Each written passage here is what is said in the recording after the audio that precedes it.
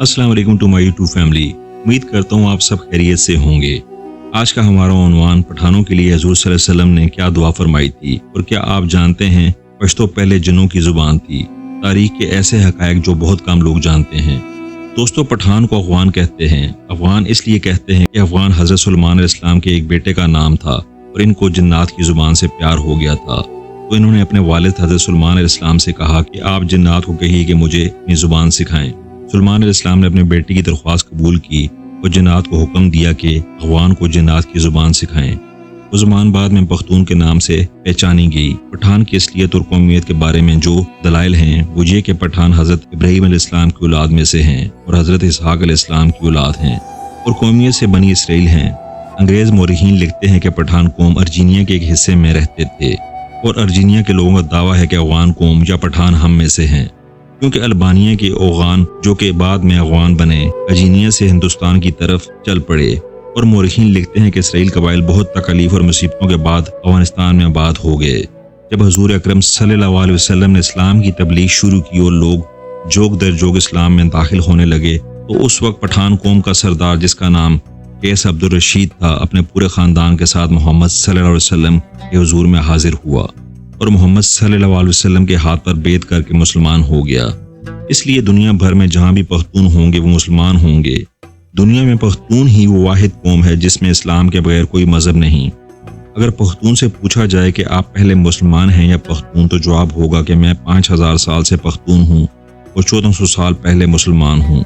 दोस्तों, अब सवाल ये है कि अफगान कौम को पठान क्यों कहा जाता है। तो जब काफरों ने मक्का पर कब्जा कर लिया तो हजरत मोहम्मद सल्लल्लाहु अलैहि वसल्लम ने हजरत खालिद बिन वलीद रजी अल्लाह ताला अन्हु को हुक्म दिया कि जाओ अपने अफगानियों को जहाद के लिए बुलाओ। खालिद बिन वलीद रजी अल्लाह ताला अन्हु अफगानिस्तान चले गए और अफगान सरदार कैस अब्दुल रशीद को हुजूर सल्लल्लाहु अलैहि वसल्लम का पैगाम अरसाल किया। कैस अब्दुल रशीद की क़यादत में लश्कर मक्का मुकरमा की तरफ रवाना हुए। शाम को सहाबा इकराम ने हुजूर अकरम सल्लल्लाहु अलैहि वसल्लम को खुशखबरी सुनाई कि अफगानी लश्कर ने आते ही काफरों का कत्ले-आम शुरू कर दिया और तमाम काफरों का खात्मा कर दिया और मक्का मुकरमा को अफगानों ने फतह कर लिया। तो इसी लम्हे हुजूर अकरम सल्लल्लाहु अलैहि वसल्लम की जुबान पर ये अल्फाज आए, बतान। और तीनों हजरात, बतान लफ्ज़ अरबी जुबान का लफ्ज़ है, यानी सख्त तरीन लकड़ी जो समुद्री जहाज़ों में लगाई जाती है। इसे समुद्री पानी भी कमज़ोर नहीं कर सकता। ये लफ्ज़ जब बरे सगीर पहुंचा तो बतान से ये पठान हो गया।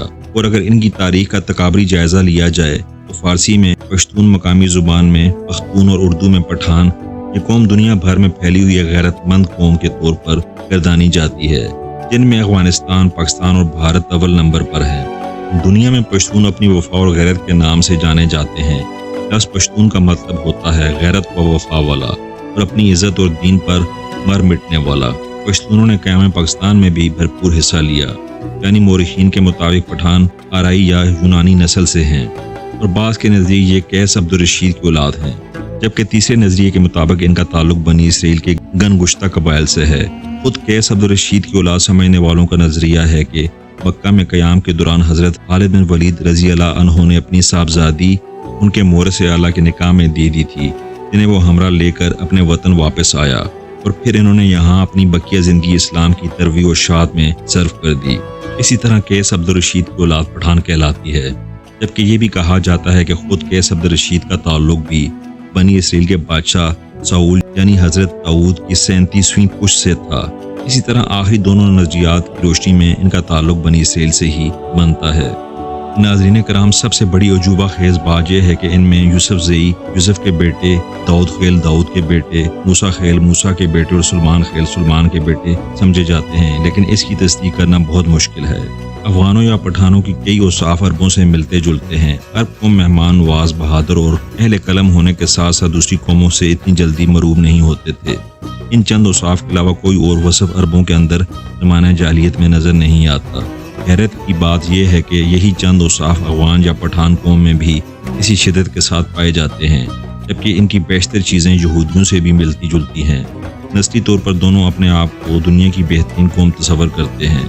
मजहबी तौर पर सख्त और सर पर टोपी रखने का रुझान भी आम है, जबकि इसके अलावा भी कई रस्म और रिवाज मुश्तरक हैं।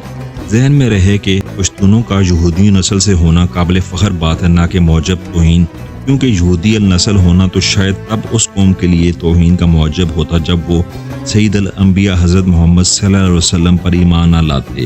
یہ تو ان کی غیرت کی بلندی اور ایمان کی عظمت کا نشان ہے کہ یہودی النسل ہوتے ہوئے بھی نبی آخر الزمان صلی اللہ علیہ وسلم پر ایمان لے آئے، کیونکہ یہ وہی آخری نبی ہیں جن کے اوصاف تورات اور انجیل میں مذکور ہیں، اور جن کی وجہ سے ہی اہل کتاب آپ صلی اللہ علیہ وسلم کے ایک نجات دہندہ کے طور پر بھی منتظر تھے۔ لیکن بعد میں انہوں نے محض اس جلن اور حسد کی وجہ سے حضرت محمد مصطفیٰ صلی اللہ علیہ وسلم کی نبوت کا انکار کیا کہ ان کا تعلق بنی اسرائیل سے نہیں تھا۔ بنی اسرائیل کی طرف سے آپ صلی اللہ علیہ وسلم کی نبوت کا یہ انکار دلائل پر نہیں بلکہ نسلی منافرت اور حسد پر مبنی تھا۔ تو یہ پشتونوں کے لیے قابل فخر بات ہے کہ یہ لوگ حضرت موسیٰ علیہ السلام کے حواری بھی ہیں اور آخری نبی حضرت محمد صلی اللہ علیہ وسلم کے سپاہی بھی۔ میں امید کرتا ہوں کہ ویڈیو آپ دوستوں کو پسند آئی ہوگی۔ مزید ویڈیوز دیکھنے کے لیے ہمارے چینل کو سبسکرائب کریں اور ہماری ویڈیوز کو زیادہ سے زیادہ اپنے دوستوں کے ساتھ شیئر کریں۔ زندگی رہی تو اگلی بار ایک اور ویڈیو لے کر آپ کی خدمت میں حاضر ہوں گا۔ تب تک کے لیے خدا حافظ۔ اللہ آپ سب کا حافظ و نگہبان رہے۔ بستے رہیے اور ہمیشہ مسکراتے رہیے۔ شکریہ۔